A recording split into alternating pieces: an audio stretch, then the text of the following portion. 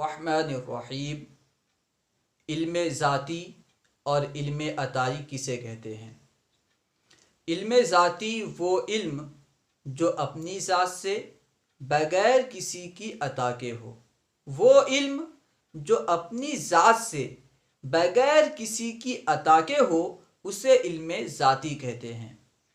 علم ذاتی اللہ سبحانہ و تعالیٰ کے ساتھ خاص ہے، یعنی اللہ تعالیٰ کا جو علم ہے وہ علم ذاتی ہے۔ اس کے علاوہ ہر ایک کا علم علم عطائی ہے، کیونکہ اللہ تعالیٰ کا علم اپنی ذات سے ہے، بغیر کسی کی عطا کے ہے۔ ایسا نہیں ہے کہ اللہ سبحانہ و تعالیٰ کو کسی نے علم عطا کیا ہو۔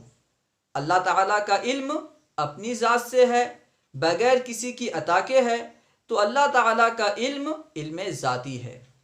اس کے علاوہ ہر ایک کا علم علم عطائی ہے۔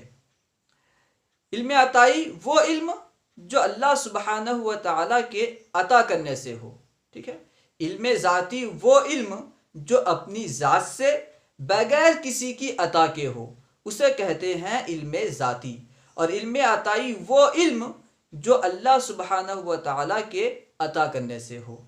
علم ذاتی صرف اور صرف اللہ سبحانہ و تعالیٰ کا ہے۔ اللہ تعالیٰ کا علم علم ذاتی ہے، اس کے علاوہ ہر ایک کا علم علم عطائی ہے۔ ہم نبی کریم صلی اللہ علیہ وسلم کو عالم غیب مانتے ہیں، غیب کا جاننے والا مانتے ہیں۔ اس میں بعض لوگ کہتے ہیں کہ اللہ تعالیٰ غیب جاننے والا ہے اور آپ نبی کو غیب نہ مانتے ہو، نبی کے لیے غیب مانتے ہو، تو یہ تو شرک ہو گیا۔ اللہ تعالیٰ غیب جانتا ہے، آپ نبی کو کہتے ہو کہ نبی بھی غیب جانتے ہیں، تو یہ شرک ہو گیا نا۔ اللہ بھی غیب جانتا ہے، نبی بھی جانتے ہیں، تو شرک ہو گیا۔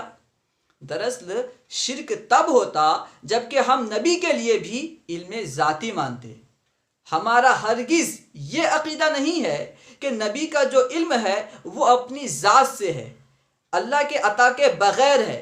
ہرگز یہ عقیدہ نہیں ہے۔ ہمارا عقیدہ یہ ہے کہ نبی کو علم غیب ہے، غیب کا علم ہے، لیکن اللہ کی عطا سے ہے، اللہ سبحانہ و تعالیٰ کے عطا کرنے سے ہے۔ اور اللہ کا جو علم ہے وہ بغیر کسی کی عطا کے ہے، اپنی ذات سے ہے۔ تو یہاں فرق ہے۔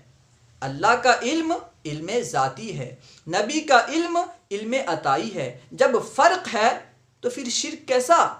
جیسے ہم بھی سنتے اور دیکھتے ہیں، اللہ تعالیٰ بھی سنتا اور دیکھتا ہے، لیکن دونوں کے سننے اور دیکھنے میں فرق ہے۔ اللہ تعالیٰ اپنے آپ سے سنتا ہے، یعنی اللہ تعالیٰ کے پاس جو سننے کی طاقت ہے، سمجھانے کے لیے جو طاقت ہے، قوت ہے، وہ خود کی ہے، کسی نے اسے عطا نہیں کیا۔ اور ہمارے پاس جو ہے یہ اللہ کے عطا سے ہے۔